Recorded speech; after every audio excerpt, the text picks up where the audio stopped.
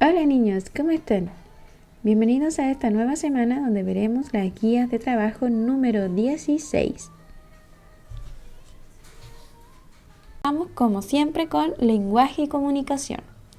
La guía de trabajo número 16 destaca el objetivo elaborar una infografía describiendo las características de un animal escogido a libre elección. Y en la próxima guía tenemos que aplicar la conjugación de verbos en sus tres tiempos, pasado, presente y futuro. Ya niños, miren, aquí tenemos un ejemplo de una infografía, donde mezclamos información con gráficos o dibujos. En esta ocasión es un videojuego, ¿cierto? Todos lo conocemos, es el señor Mario Bros. Bueno, aquí nosotros vemos que el texto está dividido, ¿cierto? Está dividido y está en un orden. Está desde el 1 al 9 en esta ocasión. Hay otros que están ordenados alfabéticamente. Bueno, aquí nos hace leer entonces desde el número 1 al número 9, pero cada paso, cada artículo, cada información está anexa con su dibujo que está en el entorno. Es decir, el número 1 que trata desafíos retadores pero alcanzables. Como en el mundo de Mario hay que alcanzar niveles, pero antes tendrás que preguntarte y definir, ¿están tus empleados en los niveles adecuados? ¿Los retos que asumen son acordes al nivel en que están? ¿Su remuneración es conforme a los desafíos que realizan? Su remuneración se refiere a los poderes que se le añaden a ellos o los que pueden ellos alcanzar. Como en este caso está la flor, ¿cierto? La estrella, la cola también para poder volar. Bueno, tenemos un sinfín de poderes que tiene aquí el señor Super Mario. Pero estos dibujos no están puestos desordenadamente. Fíjense que tienen ellos su propio orden, porque nos muestra el comienzo de la etapa hasta el final cuando él se fue por el tubo después de haber derrotado al Bowser o al Koopa que le llamaban en nuestro tiempo, ¿cierto? Entonces no es una forma desordenada, no es llegar y poner dibujos al azar, tiene un orden en cuanto a la información y en cuanto a los dibujos. Bueno, antes de comenzar con la infografía, vamos a ver la lectura comprensiva, que trata de los curiosos circos de pulgas. Todo el que ha sido picado alguna vez por una pulga sabe lo molesto que puede ser este incansable insecto. Pero a lo largo de los siglos, algunas personas encontraron una manera de dominarlo y sacarle un buen provecho. Inventaron el circo de pulgas. En ellos, los espectadores, bastante asombrados, podían observar diferentes pruebas y actos realizados por estos bichitos. Los primeros circos de pulgas surgieron en Inglaterra en el siglo XVI, pero a mediados de 1800 tuvieron un enorme éxito gracias a un famoso domador de pulgas conocido como Bertolotto. El señor Bertolotto presentaba en Londres unas sorprendentes exhibiciones con orquesta, bailarines, pulgas a bordo de barcos en miniatura e incluso algunas disfrazadas como Napoleón y otros personajes célebres de la época. La especie Pulex irritans, que no pasa de unos 4 milímetros de longitud, era la más usada en estos circos. Lo primero que hacía el entrenador era quitarles a las pulgas la costumbre de desplazarse a saltos. Para ello las metía en cajas de fósforos y así se acostumbraban a caminar en vez de saltar. Luego, con pinzas muy finas, el domador las amarraba con hilos delgadísimos, casi invisibles. Así, al intentar huir, las pulgas ejecutaban diversos números circenses, como arrastrar carritos, saltar sobre trampolines, caminar en la cuerda floja o balancearse en trapecios. Incluso algunas salían disparadas desde pequeños cañones. Los circos de pulgas eran frecuentes en las ferias de hace varias décadas. En la actualidad casi no existen, pero si se tiene suerte se puede encontrar a un domador que viaja de ciudad en ciudad para mostrar su espectáculo. Y ojo, que no hay que confundir el tradicional circo de pulgas con el circo mecánico de pulgas. En el circo mecánico no se usan pulgas. El maestro de ceremonias crea la ilusión de estar trabajando con estos pequeños insectos, pero en realidad se está ayudando con trucos, imanes y electricidad. Imágenes, tenemos a un dibujo animado muy antiguo, de más o menos de, bueno, para qué decir la fecha, ¿cierto? Pero antiguo, de MGM Cartoons, donde salió un perrito que tenía una banda de pulgas. Por eso puse esta caricatura.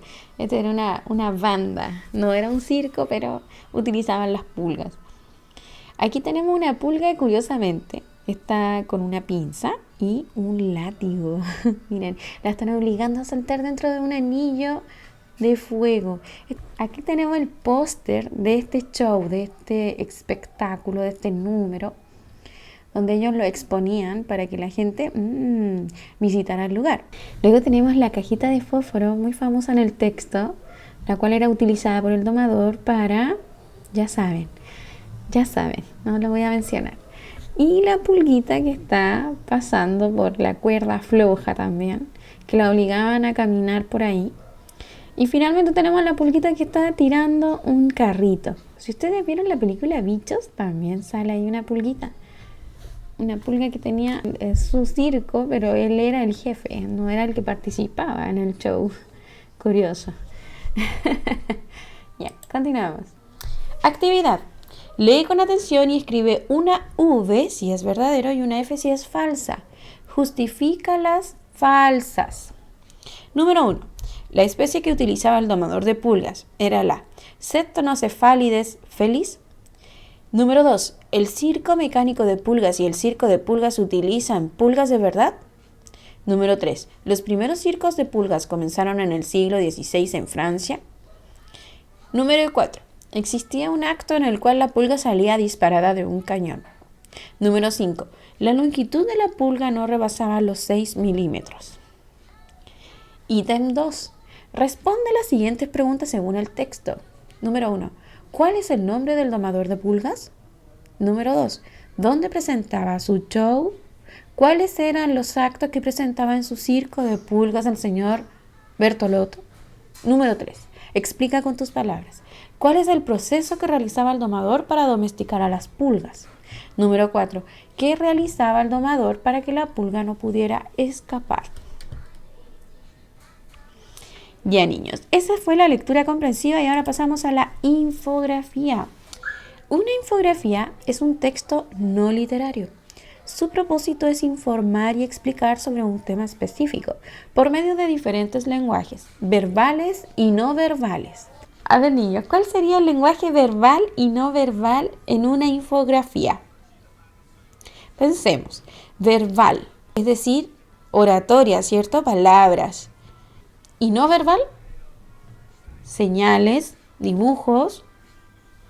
Bien, entonces, verbal vendría a ser la información y no verbal, los gráficos, los dibujos, las señas, las señales, los signos, los símbolos.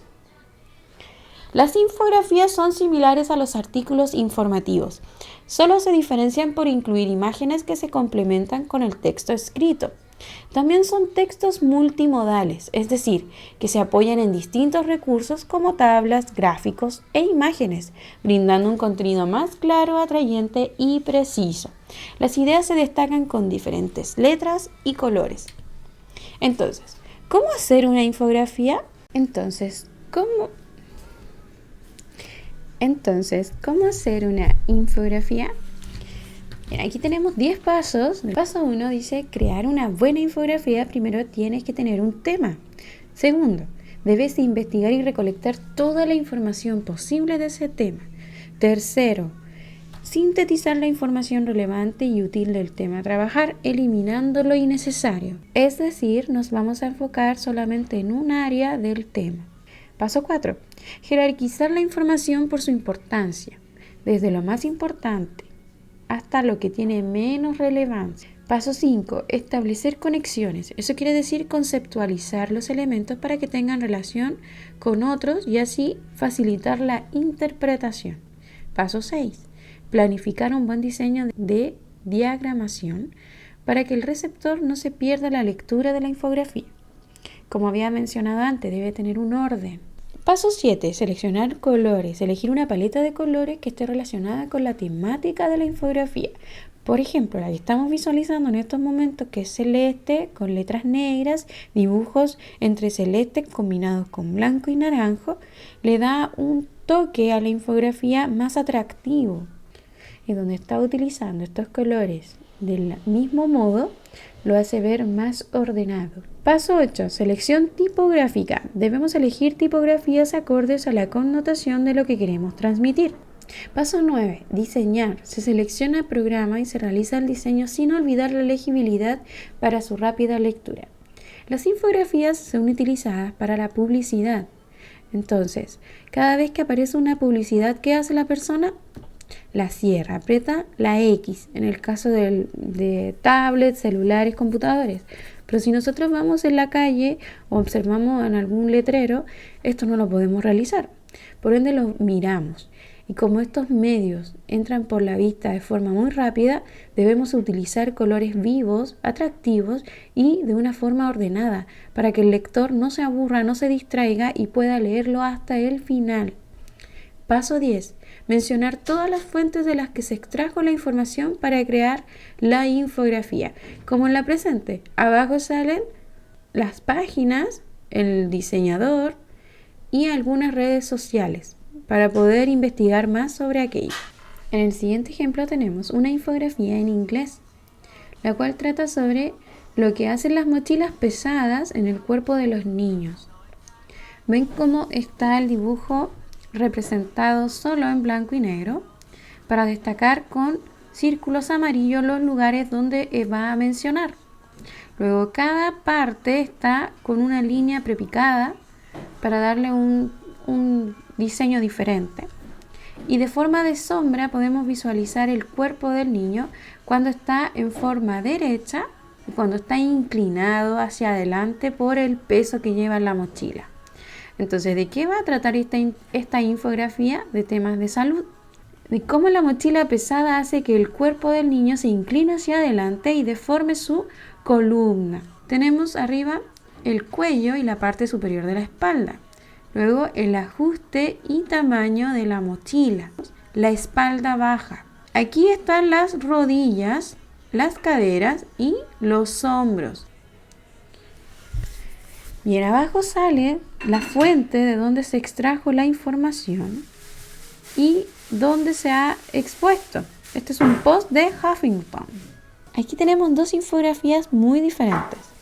Una trata sobre un superhéroe de ciencia ficción, obviamente, y la siguiente de Julio Verne, quien fue una persona que realmente existió. La primera infografía salen todos los detalles de él, su estatura, su peso, cómo él salta, a través de símbolos. Fíjense, hay símbolos, hay datos, porque son mediciones. Al estar en esa posición, Spider-Man le permite al que creó en la infografía explicar sobre varios detalles de su traje. Y abajo aparecen en forma de sombras los enemigos. ¿Por qué aparecen como sombras? Porque no son los importantes. El importante es él, Spider-Man. Por esa razón él está en colores. ¿Se fijan cómo el autor transmite la información no verbal de una forma para que el lector infiera y diga, Spider-Man es más importante que los enemigos? Primero voy a leer sobre Spider-Man. Y a continuación tenemos de Julio Verne. Aquí es una infografía mezclada con datos de su biografía. ¿Recuerdan la biografía? La crea una persona que no es precisamente de la persona que se está hablando, porque en ese caso sería una autobiografía.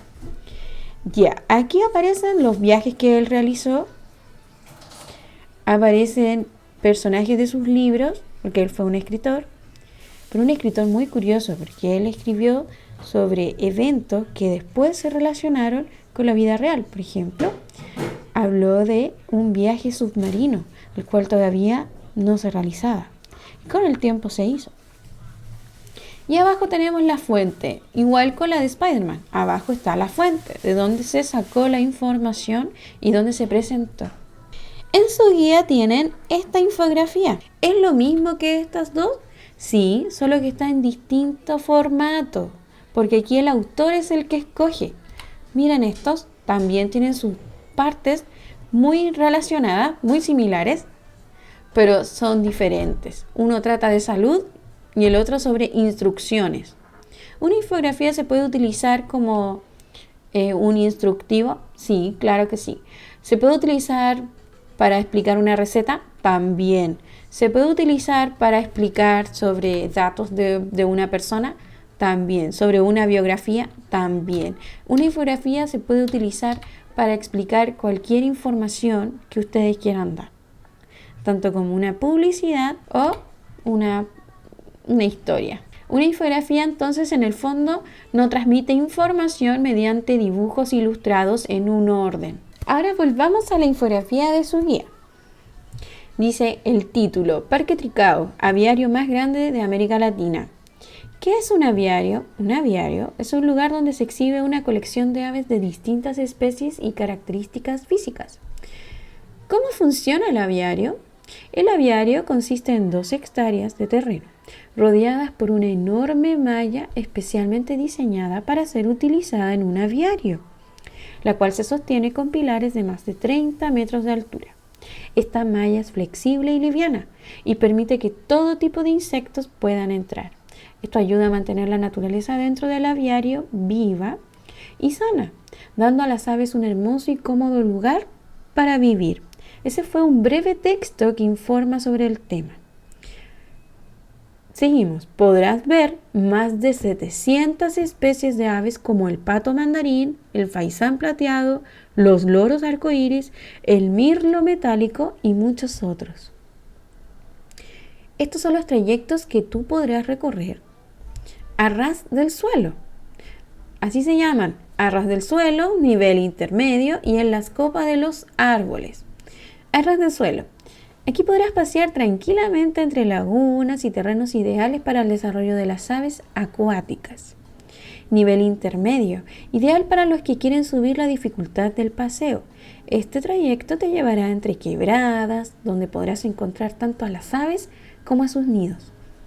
En las copas de los árboles, subiendo a la altura de las copas, podrás caminar a través de puentes movedizos y observar el hermoso aviario desde arriba como si fueras un pájaro más. Entonces, niños, y finalmente tenemos la dirección: Avenida Las Brisas, Santo Domingo, región de Valparaíso. Horario: lunes a domingo, invierno, de las 10 a.m. hasta las 7 p.m. y en verano, de las 9 a.m. hasta las 8 p.m. Ya, chicos, ¿con qué podríamos anexar esta infografía? Fíjense bien. Noticias, ¿se dieron cuenta? ¿Por qué? Porque responde a las preguntas del cómo, el cuándo, el dónde y el qué ocurrió o qué va a ocurrir. Bien, vamos a la actividad. Después de leer la infografía, responde las siguientes preguntas. ¿De qué se trata el texto? 2. Describe con tus palabras. ¿Qué es un aviario? 3. ¿Por qué razón tendrán distintos horarios en verano y en invierno? 4. ¿En qué país se encuentra el Parque Tricao? 5. ¿Qué trayecto te gustaría recorrer y por qué? 6. Explica en breve cómo está construido el aviario. Ítem 2. ¿Qué quiere decir la siguiente frase presente en el texto? Permite que todo tipo de insecto puedan entrar. Esto ayuda a mantener la naturaleza dentro del aviario viva y sana. Fíjense en las imágenes, relaciónenlas y van a poder responder. Ítem 3. Planifica tu escritura. Diseña tu infografía en la siguiente hoja en blanco. En la parte de atrás de su guía van a realizar lo siguiente: una infografía que debe contener el nombre de un animal, características físicas, datos interesantes o curiosos y agregar dibujos sobre el tema o imágenes impresas. Eso es opcional, niños. Yo no les estoy pidiendo que impriman. Recuerda mantener la coherencia, es decir, verifica que todos los elementos que incluyas deben estar relacionados. Como ya vimos, debe tener un orden, colores atractivos. Luego que termines tu trabajo, responde la siguiente tabla para que revises si contiene todo lo debido. ¿Escribí en un lugar destacado el nombre del animal? ¿Usé diferentes tipos de letras y colores para diferenciar las ideas? ¿Las imágenes que incluí aportan información? ¿Presenté las ideas claramente? ¿Escribí bien todas las palabras? ¿Me preocupé de la concordancia en todas las oraciones que incluí? ¿Usé elementos referenciales? ¿Escribí con letra clara? Ya, niños, Una vez respondido esto, verifican si lo tienen y estará listo. Pasemos ahora a los ejercicios gramaticales, que van a ser tiempos verbales. Recordemos, las palabras que indican acción en una oración se llaman verbos. Ejemplo, correr. El nombre de un verbo puede terminar en ar, er o ir. Por ejemplo, cantar, ver y subir. Ya, la primera conjugación, los verbos terminados en ar van a ser conectar, afirmar, doblar. Segunda conjugación, verbos terminados en er. Ejemplo, comer, tener, creer. Tercera conjugación, verbos terminados en ir. Ejemplo, aplaudir, latir, vivir. Ya. Las acciones pueden estar en distintos tiempos. Veamos el siguiente ejemplo del verbo rescatar. En el pasado, ocurrió antes. Dice, Diego rescató a Pía. En el presente, esto está ocurriendo. Diego rescata a Pía. Y en el futuro, que va a ocurrir después, dice, Diego rescatará a Pía. Diego podemos reemplazarlo por el pronombre él. Entonces, él rescató a Pía. Él rescata a Pía. Él rescatará. Veamos aquí. Dice, utiliza el diccionario y escribe el significado de cada verbo. Luego conjúgalo en sus distintos tiempos, acompañado de los pronombres personales. El verbo es roncar. Vamos a buscar el significado de este y escribirlo en el cuadro. Luego vamos a escribir el verbo roncar en su tiempo pasado, presente y futuro. Yo ronqué. Yo en el presente, yo ronco.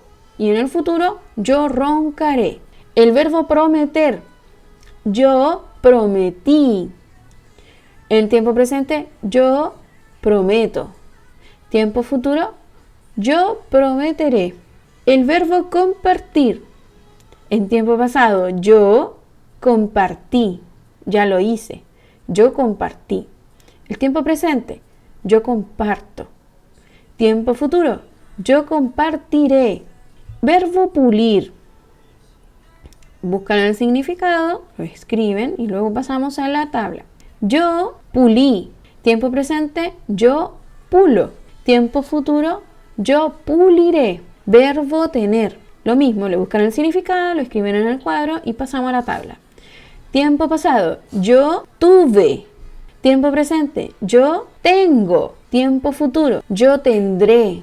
¿Se fijan cómo cambia al conjugarlo de su infinitivo? Infinitivo es tener. Y al conjugarlo con el pronombre primera persona singular, que es yo, ya no digo yo tener, no digo yo teneré, no. Digo yo en el pasado, yo tuve, yo tengo, yo tendré. Va cambiando. Fíjense bien porque yo revisé las guías anteriores y estaban más o menos un poquito perdidos en este caso. Por eso le hice esta guía extra, para ver cuánto han avanzado. Utilícenlo en una oración sin escribirlo. Por ejemplo, yo ronqué anoche. Yo ronqué, no yo roncé o no sé, cualquier otra palabra que le puedan inventar. Fíjense así, utilizándolo en oraciones verbales, solo diciéndolos, no lo escriban. Solo ustedes lo deben decir. ¿Ya? Esa fue la guía de gramática y ahora pasamos a la guía de ciencias sociales. El objetivo de ella es relacionar instituciones que protegen y respaldan los derechos de los niños. Aquí tenemos, creo que son 4, sí, son 4 solamente que puse. El Fondo de las Naciones Unidas para la Infancia, llamada UNICEF, perteneciente a la Organización de las Naciones Unidas, la ONU, se preocupa de ayudar y promover el bienestar de los niños de los países más necesitados. Chile Crece Contigo, Protección Integral a la Infancia, también se preocupa de ello. Este es un programa de la nación, es decir, solo es de Chile. UNICEF es internacional. Chile Crece Contigo se promueve por medio de campañas, materiales e información que se entrega en la nación. La OPD también es un programa solo de la nación. Oficina de Protección de Derechos. La Oficina de Protección de los Derechos, la OPD, es un programa licitado del CENAME. Servicio Nacional de Menores, que también es un programa del gobierno, que busca proteger y restituir los derechos de los niños, las niñas y los jóvenes de Chile. Y por último tenemos la Defensoría de la Niñez. Son una institución pública encargada de la difusión, promoción y protección de derechos humanos de todas las niñas, niños y adolescentes que habitan el territorio nacional.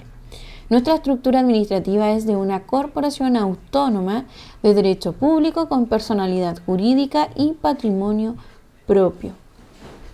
Este es un servicio psicológico gratuito y confidencial de orientación sobre temas relacionados con la infancia y la niñez, tales como pataletas, agresividad, retraimiento, pesadillas, control del esfínter y cambios bruscos de conducta, entre otros. Quienes atienden son psicólogos y psicólogas, especialistas en temas de infancia en un espacio de conversación cálido, respetuoso y confidencial.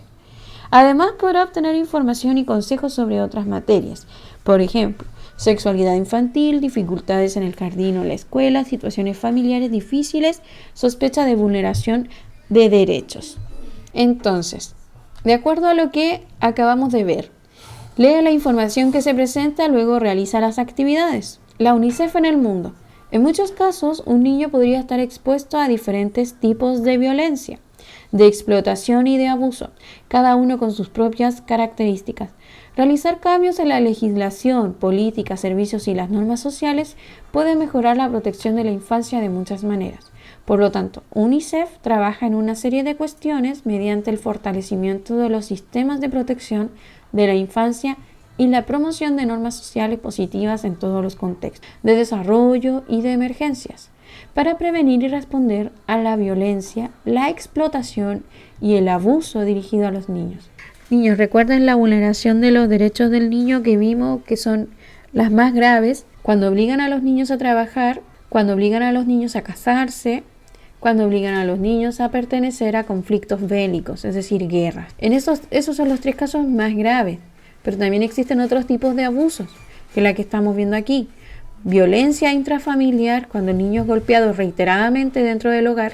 La explotación, es decir, lo tienen para los mandados continuamente, no tiene descanso, no puede estudiar.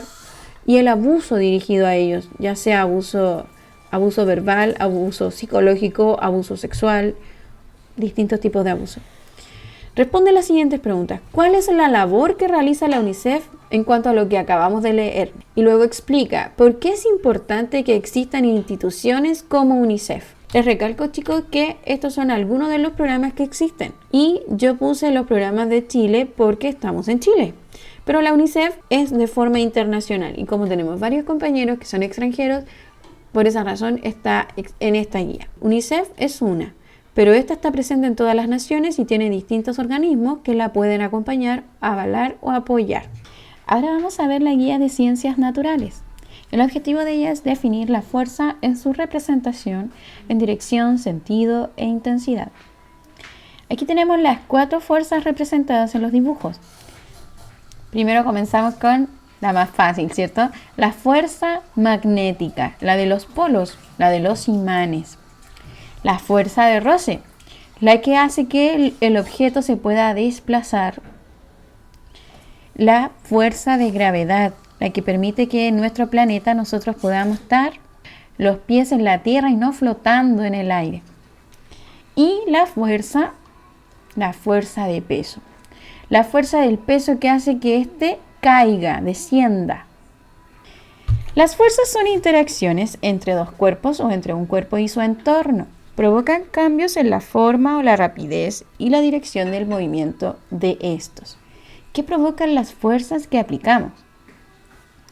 Fíjense aquí en el dibujo número 1 es un elástico el que se está estirando.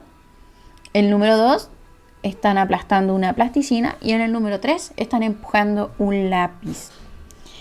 Y la actividad dice, si estiran y luego sueltan el elástico, ¿qué sucede? Todos alguna vez hemos estirado un elástico y lo hemos soltado.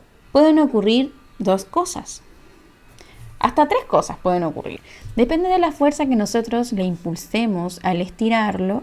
Este va a devolverse a su forma original y puede que si lo estiramos mucho salga volando o que no le pase mayormente nada o hasta puede cortarse si lo estiramos mucho.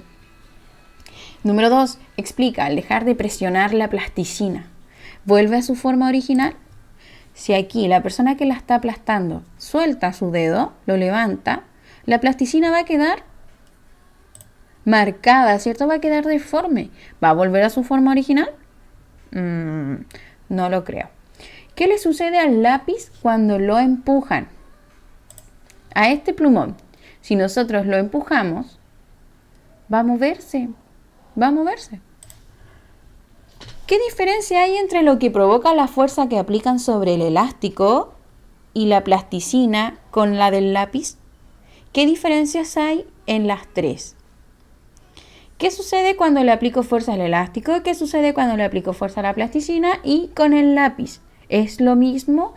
¿Es la misma consecuencia en las tres? ¿Sufren la misma consecuencia los tres objetos? ¿Cómo se representan las fuerzas? Las fuerzas se representan a través de las flechas que vamos a indicar.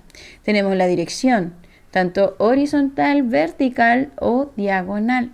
Y el sentido, que es la punta de la flecha, si va arriba, abajo, izquierda o derecha. Los efectos de la fuerza. Todos los objetos que nos rodean experimentan cambios observables y no observables al aplicarle una fuerza. Aplicar fuerzas puede producir cambios en el movimiento de los objetos, haciendo que estos se muevan o se detengan, o que cambien su dirección o sentido. Las fuerzas pueden generar cambios en la forma de los objetos. Las deformaciones pueden ser permanentes o reversibles. Ítem 2. Observemos la imagen y luego debemos describir en la número 1, explicar qué o quién ejerce fuerza, y en la número 2, describir la fuerza que se ha ejercido en cada situación. La situación 1, 2 y 3 deben ser las mismas que vamos a después describir la fuerza de la situación 1, de la situación 2 y de la situación 3. Veamos el siguiente ejemplo. El niño que lleva arrastrando un carrito con juguetes. Lo vamos a escribir en la situación 1. Ya. ¿Quién lo ejerce? El niño. El niño ejerce fuerza al desplazar el carrito. Describe la fuerza ejercida. Ya. El peso del carrito permite que el niño lo lleve a una fuerza de forma vertical. Fíjense, la manilla está hacia arriba. Podría ser más también diagonal o vertical. Eso quiere decir que está ejerciendo bastante fuerza, porque hay que contabilizar que va en una subida. Por ende, es más la fuerza que se requiere para poder cargarlo. Actividad número 3. Ni se encierra en un círculo la alternativa correcta. Número 1. ¿Qué efecto tiene la fuerza aplicada sobre un globo inflado? A. El globo se deforma. B. Produce movimiento. C. Cambia el color del globo. D. Cambia la masa del globo. Número 2. Luciano debe representar dos fuerzas con igual dirección, pero con distinto sentido. ¿Cuál de las siguientes alternativas corresponde a la representación correcta? A. Las flechas indicando hacia la derecha. B. Las flechas indicando hacia la izquierda. C. Una hacia la derecha y otra hacia la izquierda. D. Las dos hacia arriba. Número 3. ¿Cuál de los siguientes objetos se deforma pero vuelve a su forma original? A. Piedra. B. Imán. C. Resorte. D. Reja de fierro. 4. ¿Qué sucederá al estirar un elástico? A. Cambiará su forma. B. Aumentará su rapidez. C. Cambiará su dirección. D. Variará su sentido. 5. Si la siguiente flecha representa una fuerza, ¿qué representa la punta de la flecha? A. El sentido de la fuerza. B. El valor de la fuerza. C. La dirección de la fuerza. D. La clase de fuerza. Número 6. ¿Cuál de las siguientes alternativas corresponde a una característica de las fuerzas? A. El sentido se representa por el largo de una flecha. B. La intensidad se representa por la posición de una flecha. C. El sentido se representa por la orientación de la punta de una flecha. D. La dirección se representa por el color de una flecha. Ítem 4. Observa la siguiente imagen y luego marca con una cruz lo que va a ocurrir cuando la raqueta golpee la pelota de tenis. Aquí puede ser más de una alternativa, chicos. La pelota cambiará su dirección. La pelota ejercerá fuerza sobre la raqueta. La raqueta disminuirá la rapidez con que se mueve la pelota. La pelota se deformará. ¿Cuál de todas estas? Puede ser más de una, como les digo. Va a ocurrir al ser golpeada la pelota con la raqueta. Ítem 5. Realiza las acciones que indica la tabla y registra tus observaciones en cada caso. La acción: aplastar un vaso plástico con la mano. ¿Qué o quién ha ejercido la fuerza? ¿Y cuál ha sido el efecto de ella? Es decir, ¿qué le va a ocurrir al vaso al ser aplastado? ¿Va a sufrir una deformación permanente o reversible? Apretar una esponja. ¿Qué o quién la ejerció la fuerza? ¿Y cuál ha sido el efecto de ella? Es decir, ¿la esponja va a volver a su forma original o va a quedar deforme permanentemente? Al trabar la puerta de la sala con tu mochila para que no se cierre, ¿quién o qué está ejerciendo fuerza? Bueno, en este caso sería un objeto, ¿cierto? ¿Y cuál ha sido el efecto de la fuerza? Permite la movilidad de la puerta, permite que ésta se pueda desplazar hacia adelante y hacia atrás si nosotros colocamos una mochila al medio. Ahora dice, pone en movimiento un globo que has inflado soplándolo. Ya. ¿Qué o quién ejerció la fuerza? ¿Ya? ¿Y cuál ha sido el efecto de la fuerza? Si nosotros soltamos ese globo, como sale en la imagen, soltamos el globo sin nudo, obviamente, tiene la parte de la boquilla abierta, pero tiene el aire dentro, y lo estamos sujetando con los dedos y soltamos estos. ¿Qué ocurre con el globo? ¿Qué puede pasar? ¿Lo han hecho alguna vez? ¿Soltar el globo en el aire? ¿Qué ocurre? Eso quiero que me expliquen.